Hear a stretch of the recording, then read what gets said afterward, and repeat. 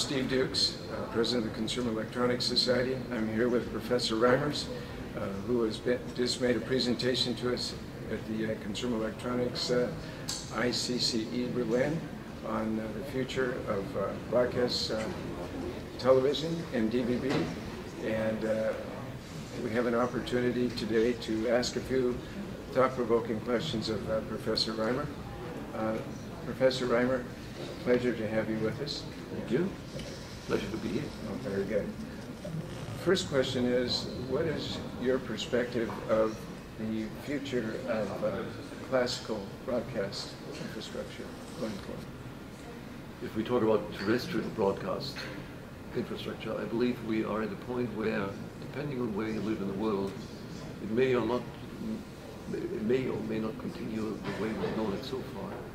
In some of the developed world, I believe it's time to change, which is why we are working on approaches to a future of broadcasting in which we take broadcasting and the internet and the storage capacity in receivers and the constraints in spectrum very seriously and try to come up with solutions which bring TV content to the users and to the viewers in the way we've been doing it from their point of view.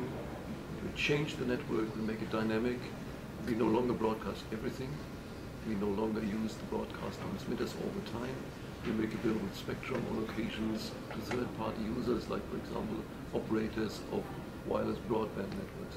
So I believe that we shouldn't think about broadcast as just a prolongation of historical technical means of bringing things to the people. Very good, very good. Today and this week we're here at IFA at the Consumer Show, and we've seen a plethora of these 4K by 2K and 8K by 4K televisions. This means more bandwidth, more spectrum. What are your thoughts on the implications of that, and what should we be looking at as we move forward? I love these pictures. Here at this show we can see pictures which are just marvelous. So I hope that eventually they will arrive in our homes, although there may be a little problem with the size of the screens we want to have, but that's a different issue. I'm convinced that these pictures will not be distributed by terrestrial networks anymore, because they basically target fixed receivers of large size. They will always be receivers basically tied to the wall, stationary, and this means that there are wonderful means of delivering content over satellite or over cable or over fiber, maybe over DSL extensions. But the terrestrial spectrum has its unique selling proposition in reaching portable and mobile devices, and therefore the ultra high definition television and the terrestrial, from my point of view, don't go together well. Okay, very good. So we've also seen that there's an increased amount of video distribution on mobile devices like the smartphones and the tablets and so on.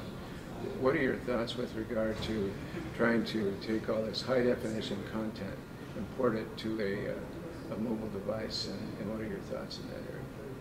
Well, to the mobile device, I believe it's a very good idea. I mean, if you look at high resolution tablets which we can buy today, beautiful pictures there.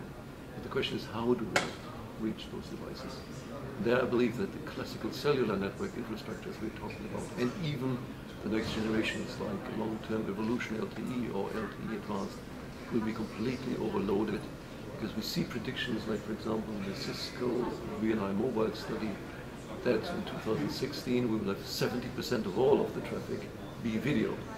And if I now imagine that we need, say, at least a megabit or 2 megabits per second for a high-def video to a tablet device, these networks will not be economically feasible of accommodating those kinds of services, which we are working on a solution whereby we basically connect cellular and tower networks, as the mobile communique calls it, in order to deliver media at high quality, but not in a cellular infrastructure, but embedded in LTE or LTE advanced.